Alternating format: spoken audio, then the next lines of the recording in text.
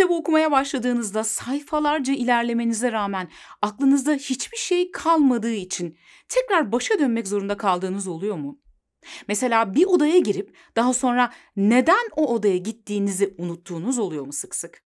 Herhangi bir şekilde dağılmadan ya da arada telefonunuza bakmadan başladığınız bir işi bitirebiliyor musunuz? Aynı anda kafanızda binlerce düşünce uçuştuğu için anda kalmak konusunda sıkıntı yaşıyor musunuz?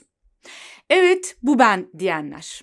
Merak etmeyin, yalnız değilsiniz. Günümüz modern insanın en büyük problemlerinden bir tanesi odaklanabilme, konsantrasyon, dikkati toparlayabilme ve anda kalabilme. İşte bu videoda sizin için çok etkili bir egzersiz paylaşacağım.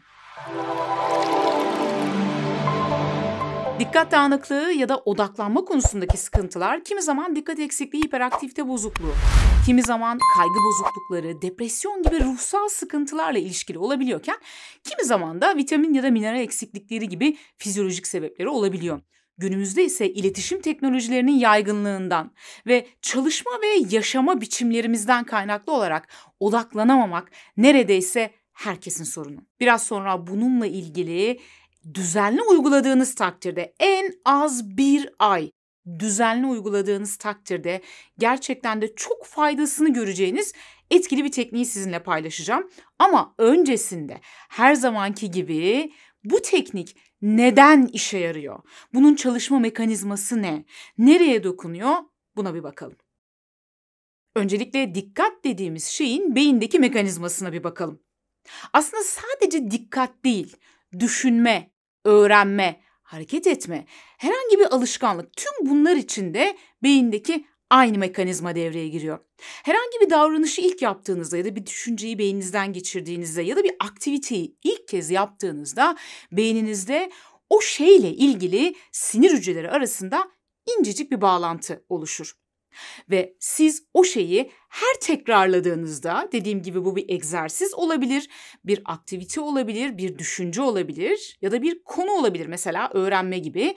Bunu her tekrarladığınızda bu bağlantıya yeni bir ilmek daha eklenir. Ve siz o şeyi eğer sürekli yaparsanız bir süre sonra o şeyle ilgili sinir hücreleri arasındaki bağlantı gittikçe güçlenir, kalınlaşır. Bu da artık o aktivitenin sizin için otomatikleşmesi anlamına gelir. Yani artık herhangi bir ekstra dikkat harcamadan da otomatik pilotta o aktiviteyi gayet rahat bir şekilde yapabilir hale gelirsiniz. İşte dikkati yönlendirebilme, dikkati yönetebilme ile ilgili beceriler de böyle güçlenir. Dikkatle ilgili herhangi bir egzersiz yaptığınızda beyninizde dikkati yönlendirebilme ile ilgili kısımlarda bir bağlantı oluşacak. Ve siz her bu egzersizi tekrarladığınızda, tekrar yaptığınızda o bağlantıyı biraz daha güçlendireceksiniz. Ve en sonunda bir süre sonra artık dikkati toparlayabilmek sizin için çok daha kolay bir hale gelebilecek. Aslında araba kullanmaktan tutun da her gün gittiğiniz yolda yürümeye, her gün dişlerinizi fırçalamaya kadar pek çok davranışı bizler yapa otomatikleştirdik. Yani yapa onunla ilgili sinir hücreleri arasındaki bağlantılar kalınlaştı. Eğer bu egzersizi de düzenli olarak yaparsanız dikkati yönlendirme ile ilgili bağlantılarınız güçlenecek. Dolayısıyla artık odaklanma konusunda daha az sıkıntı yaşayacaksınız. Peki kullanılmayan bağlantılara ne oluyor? Aslında beynimizde bir kural daha var. Kullan ya da kaybet kuralı. Kullanılmayan sinirsel bağlantılar bir süre sonra zayıflamaya başlar. Dolayısıyla o bağlantılarla ilgili yetenekleriniz de zayıflar, körelir. Yani aslında tıpkı kas gibi. Kullanıldıkça güçleniyor, kullanılmadıkça zayıflıyor. Sinir hücresini ilk çizen kişi olan sinir bilimci Ramon Cajal şöyle diyor: herkes kendi beyninin heykeltıraşıdır. Peki bizim heykel ne durumda acaba? Şöyle en sık tekrarladığımız şeylere bir bakalım. Ne de olsa bunlar beyinde bir süre sonra kalıcı hale gelmeye başlıyor. Günümüzde ne yazık ki çoğumuz pür dikkat, odaklanarak, kesintisiz bir biçimde çalışamıyoruz. Bunun yerine daha çok bölünerek ve yüzeysel çalışıyoruz.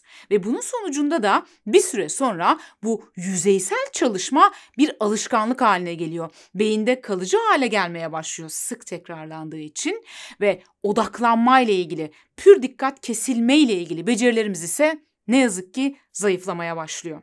Yani eğer sürekli yüzeysel çalışıyorsanız ne yazık ki bir süre sonra derinlemesine dikkat becerilerinizi yavaş yavaş kaybetmeye başlıyorsunuz. Ne yapalım yani şimdi nedir sonuç olarak ne yapacağız dediğinizi duyar gibiyim. Madem ki dikkat kas gibi bir şey o zaman kaslarımızı güçlendirmek için tıpkı sporcuların yaptığı gibi sabırlı ve disiplinli bir şekilde idman yaptırmamız gerekiyor. Peki nedir bu idman? Dikkat kaslarını güçlendirmede en etkili idmanlardan bir tanesi mindfulness tekniğidir. Aşırı düşünmekten nasıl kurtulurum videomu daha önce seyretmiş olanlar mindfulness tekniğini biliyorlar. Bakın mindfulness tekniği biraz sonra detaylarını anlatacağım ve uygulamasını yapacağımız mindfulness tekniği ile ilgili çok sayıda bilimsel çalışma yapılmış durumda. Bu çalışmaların bir kısmı stres ve kaygı düzeyleriyle ilişkiliyken bir kısmı da dürtüleri kontrol edebilme ve odaklanabilme, dikkati toparlayabilme becerileriyle ilgili. Ve gerek yurt dışında gerekse yurdumuzda bu konuyla ilgili yapılmış çok sayıda araştırma mevcut.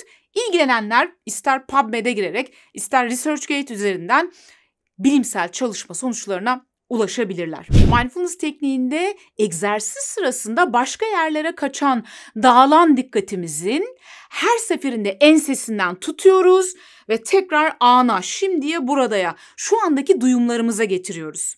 O kaçıyor, biz tutup getiriyoruz. O kaçıyor, biz tutup getiriyoruz.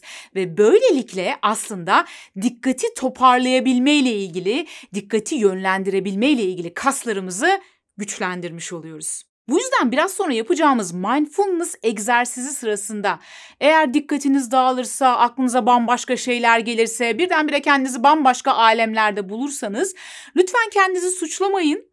Gayet sakin bir biçimde bunu fark ettiğiniz an tekrar egzersize geri dönmeye çalışın ve kaldığınız yerden yönlendirmeleri dinleyerek devam edin. Bırakın dikkatiniz dağılsın, sorun değil. Zaten o dağılacak, biz toplayacağız. O dağılacak, biz toplayacağız ki dikkati toplayabilme ve yönlendirebilme becerilerini pratik edebilelim. Dolayısıyla ilk etaplarda dağılması zaten daha iyi bizim için. Aslında dikkat eksikliği hiperaktivite bozukluğunda da sorun dikkat edememe değil, daha çok dikkati yönlendirememedir. Dolayısıyla bu egzersiz dikkat eksikliği hiperaktivite bozukluğu tanısı olan kişiler için de oldukça etkilidir. Nedensiz kaygılar yaşayan, yoğun stres yaşayan, aşırı düşünmekten yorgun düşmüş kişiler için de oldukça etkilidir. Şimdi biraz sonra sadece 7 dakikalık bir mindfulness egzersizi deneyimleyeceğiz. Size önerim ne? Size önerim bir ay boyunca en az bir ay boyunca her gün düzenli bu egzersizi yapmanız. Sonrasında daha ileri mindfulness teknikleri de var. Bunları araştırarak bulabilirsiniz ve devam edebilirsiniz. Ancak en azından başlangıç olarak bu teknikle başlayabilirsiniz. Düzenli şekilde uygularsanız heykeltıraşı olduğunuz beyninizden çok güzel bir eser ortaya çıkartabilirsiniz. Egzersize başlamadan önce oturuş biçiminizi paylaşmak istiyorum sizinle. Bu egzersiz sırasında bir sandalyede oturmanızı istiyorum ve ayaklarınız, ayak tabanlarınız yere değsin. Ayak üstüne atılmış olmasın, ayaklar iki yanda açık ve elleriniz dizlerinizin üzerinde olsun. Yani dizleriniz derken üst baldırınızın üzerinde olsun. Egzersiz sırasında gözlerinizi kapatmanız istenebilir. Yönergelere uyarak bunları gerçekleştirebilirsiniz. Egzersiz sırasında amacımız aşırı derecede odaklanmak, dikkatimizin dağılmaması değil. O yüzden lütfen rahat olun ve yönlendirmeleri elinizden geldiğince takip etmeye çalışın. Gözlerin kapalı, her zamanki ritminde nefesler alıp ver. Nefesini alıp verirken bedenindeki duyumlara odaklan. Nefesi aldığında burnundan geçerken bıraktığı his,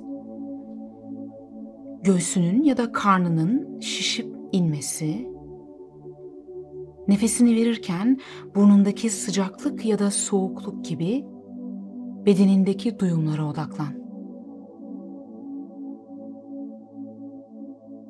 Kendini zorlama, zihnini temizlemeye çalışma. Olduğu gibi doğal biçimde nefesler alıp ver. Birkaç dakika buna devam et.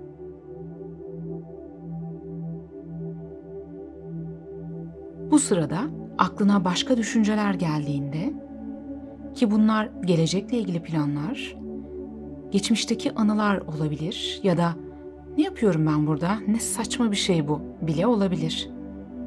Bunları fark et ve nazikçe dikkatini tekrar nefesine ver. Unutma, dikkatinin anda olmadığını fark ettiğin an yine andasın.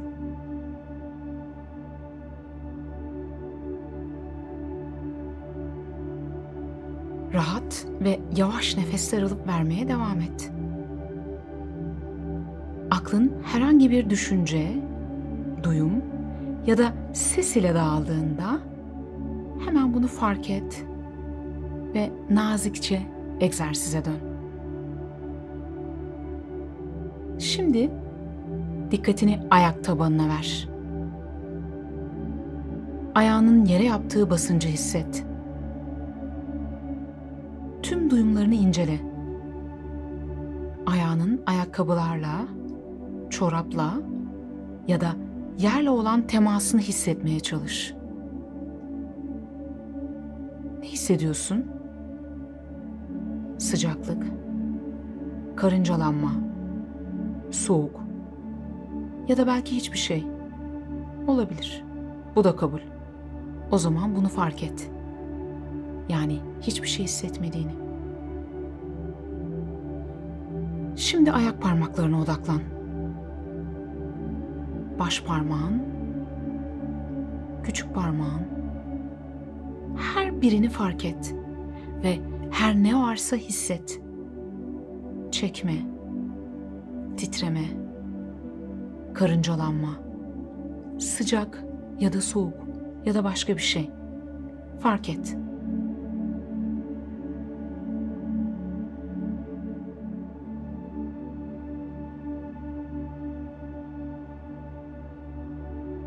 Şimdi dikkatini bacaklarına ver. Kıyafetlerinle ya da sandalyeyle olan temasında hissettiklerini fark et. Ellerinin bacağınla temas ettiği yerlere dikkatini ver. Ellerinin bacağında bıraktığı duyuma odaklan. Dikkatin dağılırsa bunu fark et ve nazikçe ana dön. Kaldığın yerden egzersize katıl.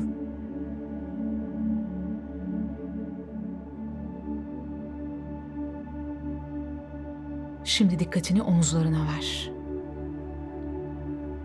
Omuzların gergin mi? Yukarıya kulaklarına doğru mu çekmişsin? Yoksa rahat mı? Fark et. Dikkatini sırtına ver. Sırtın alt kısmı, orta kısmı ve üst kısmı algı alanında.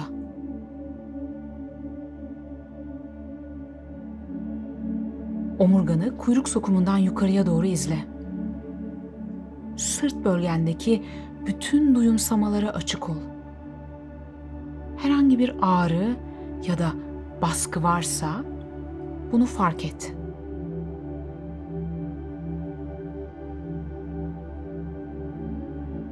Sırtının giysiyle temas eden yerlerindeki duyumsamalarını fark et.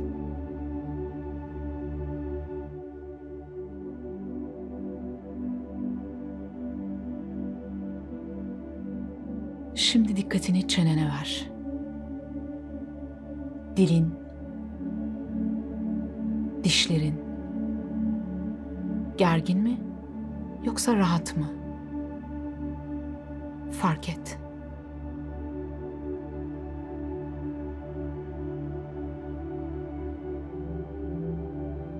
Şimdi çevrendeki seslere odaklan. Onları duy. Araba sesi, kuş sesi Ya da belki yoldan geçen birilerinin konuşması. Sesleri fark et.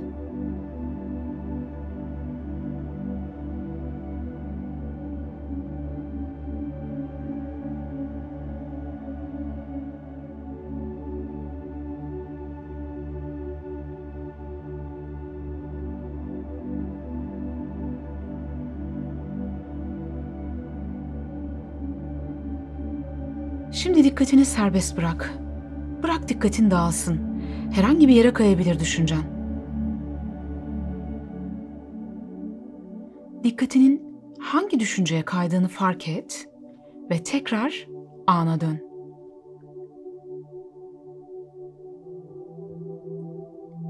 Gözlerin kapalı. Dikkatini tekrar nefesine ve nefes sırasındaki duyumlarına odaklan. Yavaş ve derinden bir nefes al ve gözlerini aç.